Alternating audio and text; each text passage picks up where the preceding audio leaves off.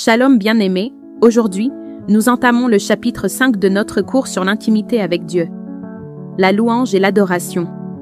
C'est l'une des choses que j'aime le plus au monde, car je me sens connecté avec Dieu.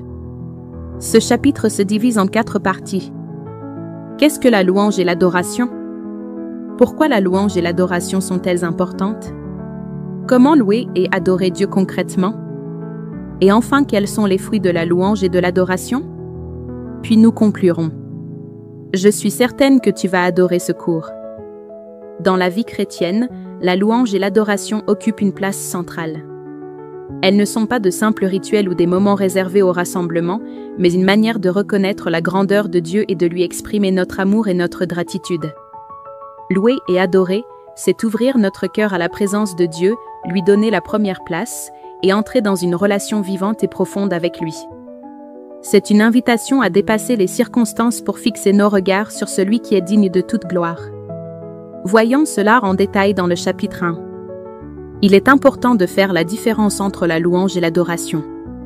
En effet, louer Dieu, c'est proclamer ses qualités, ses œuvres, sa grandeur et sa fidélité. C'est exprimer notre reconnaissance pour ce qu'il a fait et pour qui il est. Tandis qu'adorer Dieu, c'est aller plus loin, c'est se prosterner devant lui, reconnaître sa sainteté, sa souveraineté et son amour, et lui offrir notre cœur sans réserve. L'adoration implique une attitude d'humilité, de respect et de soumission totale. 2 versets mettent en avant cette différence. Psaume 100 verset 4, « Entrez dans ses portes avec reconnaissance, dans ses parvis avec des chants de louange. Célébrez-le, bénissez son nom. » Met en avant la louange et Jean 4 verset 23, « Mais l'heure vient, et elle est déjà venue, où les vrais adorateurs adoreront le Père en esprit et en vérité. » Met en avant la louange. Bien-aimé, j'espère que maintenant, tu sais faire la différence entre la louange et l'adoration. Mais rassure-toi, les deux ont de la valeur aux yeux de Dieu. Le plus important, c'est de te rapprocher de Dieu et de prendre le temps de l'écouter, car il a beaucoup de choses à te dire. Sois fortifié. Pourquoi la louange et l'adoration sont-elles importantes? Parce que cela nous permet d'honorer Dieu puissamment et dans la joie. Cela nous permet d'ouvrir notre cœur différemment à Dieu et transformer notre perspective dans les difficultés et enfin, cela nous permet de libérer la puissance de Dieu dans notre vie. Maintenant que nous savons pourquoi, il est temps de savoir comment. Dieu louer et adorer Dieu se fait différentes manières. Tu as la possibilité de chanter avec ou sans musique, de faire des prières de reconnaissance ou encore des méditations dans le silence. Sans oublier que tu peux changer l'attitude de ton cœur et surtout obéir à la parole de Dieu.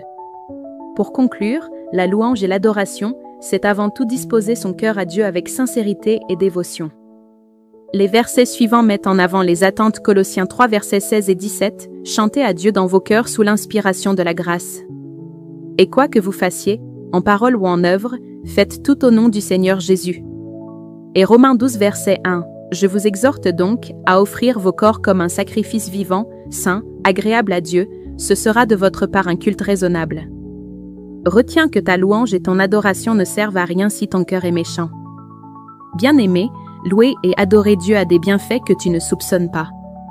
En effet, ces 2 actions ont une puissance que beaucoup négligent parce qu'ils estiment ne pas avoir une belle voix. Mais ils se trompent, car la belle voix que Dieu entend, c'est la voix du cœur. Voyons les bienfaits maintenant. Louer et adorer, c'est remplir son cœur de joie, d'humilité et de gratitude. Vivre dans une paix et une joie renouvelée. Mais ce n'est pas le tout, cela va fortifier ta foi, augmenter ta sensibilité à Dieu et tu seras un témoignage puissant pour les nations. Je t'en conjure, ne néglige pas ces bienfaits au détriment de ta voix. Celle-ci peut s'améliorer avec de la pratique. Pour conclure, ne passe pas à côté de la louange et de l'adoration pour des raisons futiles, cela est une perte pour toi et toi seul. Loue ton Dieu avec ferveur, tu as plus à gagner. En définitive, la louange et l'adoration sont des clés puissantes pour vivre une foi authentique et dynamique. Elles transforment notre perspective, fortifient notre foi et nous rapprochent du cœur de Dieu. En choisissant de louer et d'adorer Dieu chaque jour, nous découvrons une joie et une paix profonde, indépendantes des situations.